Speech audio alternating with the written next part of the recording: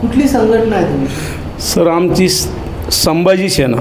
अच्छा, कुठल्या औरंगाबाद पूर्व मतदारसंघातली समस्या काय आहेत, काय वाटतं? छत्रपती संभाजीनगर पूर्व, औरंगाबाद नाही, नामविस्तार झालेले ना आपलं. सर आमची समस्या अशी की अतुल सावे साहेब हे मंत्री असताना गोरगरिबाच्या जनतेच्या पाठीशी ते उभा राहतात. आमच्या संघटनेचे पूर्ण मराठवाड्यातील महाराष्ट्रातील अधिकाऱ्यांना घेऊन ते सह्याद्री अतिथीगृहामध्ये मिटिंगला बोलवलं होतं. आम्ही काही मागणी केली होती मराठवाड्यासाठी, संभाजीनगर शहरासाठी. ती मागणी पूर्तता करतो म्हणून शंभूराजे देसाई, चंद्रकांत पाटील, प्रवीण दरेकर, राधाकृष्ण विखे पाटील यांनी सगळ्यांनी आम्हाला शब्द दिला. त्यांनाच का पाठिंबा दिला? पाठिंबा याच्यासाठी दिला की एकनाथ शिंदेसाहेब जे महाराष्ट्राचे मुख्यमंत्री आणि आपले भारताचे लाडके पंतप्रधान नरेंद्रजी मोदी साहेब यांनी देशाला खूप प्रगतीपथावर नेलं.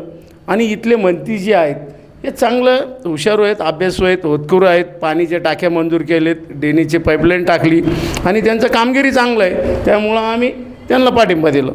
लढत नेमकं कोणासोबत असणार? ही लढत एकतर्फीच लढत म्हणायला मला तरी वाटतं सर. जनतेचा जो बाहेरचा आपण फिरतो वातावरणानुसार की मला तरी वाटतं अतुल सावे साहेबांना कुठलाच विरोध नाही. कारण त्यांच्या विरोधात जे काँग्रेस पार्टीचा उमेदवार आहे हा त्याचं मतदानच इथं नाही आहे. त्याचं मतदान फुलंब्री विधानसभा मतदारसंघात आहे. आणि त्याच्यामुळं हा लढत तर मी तर लढत म्हणू शकत नाही या गोष्टीला. वन साईड विजय हा अतुलजी मोरसे साळेसाहेब यांचे निश्चित आहे. तुमचं नाव, संघटनेचं नाव आणि पदार्थ? मी राजू शिंदे पाटील, संभाजी सेना शहर जिल्हा अध्यक्ष, छत्रपती संभाजीनगर.